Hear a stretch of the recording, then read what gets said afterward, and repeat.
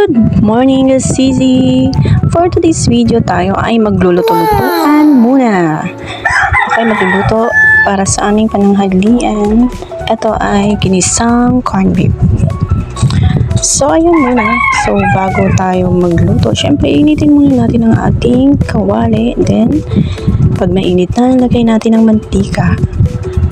Pagkatapos niyan, susunod na natin ang sibuyas at saka bawang. So, syempre, kapag ginigisa natin yan, syempre, maamoy natin yung aroma ng sibuyas at saka ng bawang na sobrang bango. Grabe. Kasi pag walang ganyan, parang hindi masarap yung niluluto natin pag walang ganyan, no? Kaya siguro talagang kailangan nating maglagay ng sibuyas at bawang. Pero marami naman kasi ganyan na hindi naglalagay ng bawang, hindi sila naglalagay ng sibuyas. Syempre, iba-iba naman kasi tayo ng mga panlasa. Iba-iba rin tayo ng mga kung paano magluto.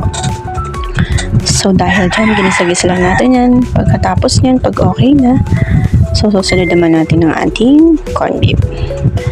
So, iyan nga pala ay 260 grams na corned beef.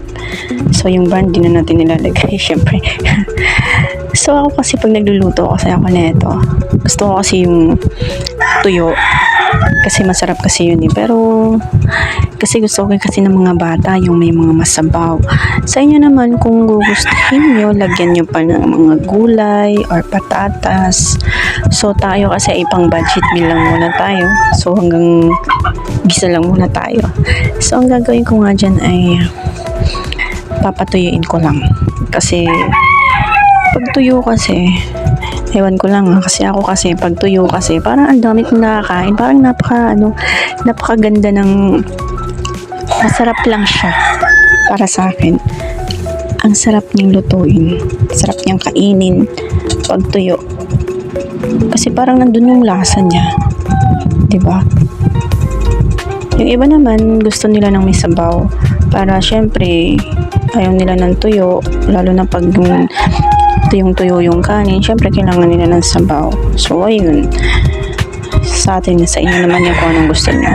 So, ayan, may mga manok pa tayo naririnig. So, ayan nga, gisa-gisa ka na siya. So, hanggang sa nakikita niyo na, medyo patuyo na siya.